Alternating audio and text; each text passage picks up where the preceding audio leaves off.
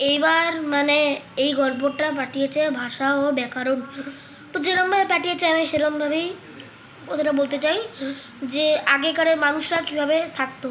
তখন আমরা আসিনি, এই আগেকারের মানুষদের জঙ্গলের কথা বলতে চাই আমি। তো যারা যারা এই গল্পটা শুনতে চাও তারা তাড়াতাড়ি নিচে লাইক করে দাও আর চ্যানেলটাকে সাবস্ক্রাইব করে দিও।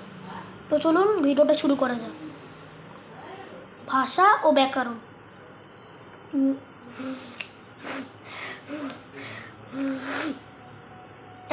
শুরু করা যাক। অনেক দিন আগের কথা দাঁড়ি, মানুষ তখন বনে জঙ্গলে পর্বত গুহায় বাস করত। মানে তখনকার মানুষগুলি পর্বত গুহায় বাস করতো, ওটাই তাদের ঘর ছিল। তো এরমই বলতে চাই, পশু পাখির মাংস ফল ছিল তাদের প্রধান খাদ্য। তারা পশু পাখির ফল মাংস করে মানে খেত। যেরকম ছবিতে আপনারা দেখতে পাচ্ছ, এই ছবিটা দেখুন ভালো করে তারা কি করতো, দেখতে পেরেছেন তো। পশু শিকার ও আত্মরক্ষার জন্যে তারা পাথরের অস্ত্র ব্যবহার করত। ওকে,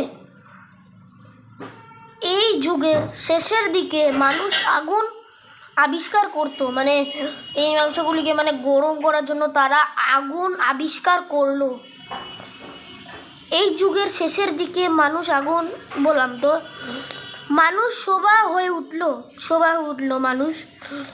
এরপর মানুষ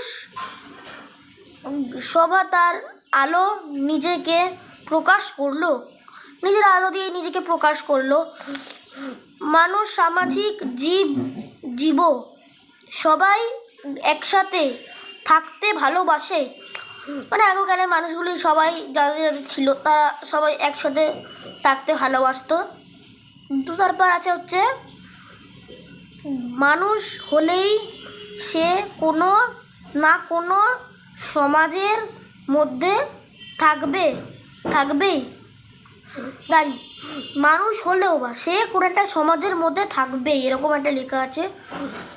সমাজে একটা বজায় রাখতে হলে ভাষা প্রয়োজন। সমাজে যদি তোমরা ভাষা প্রয়োজন, বাংলা ভাষা প্রয়োজন, ধরো আমি যেই কথা বলছি তোমরা সেই ভাষায় বলছো, তো সেটাই বলছে যে সমাজের কোনো ভাষা বললে, যে কোনো একটা ভাষা বললেই হলো, ইংরাজি তারপর বাংলা এরকম বললেই কোনো একটা ভাষা হয়, ভাষার প্রয়োজন।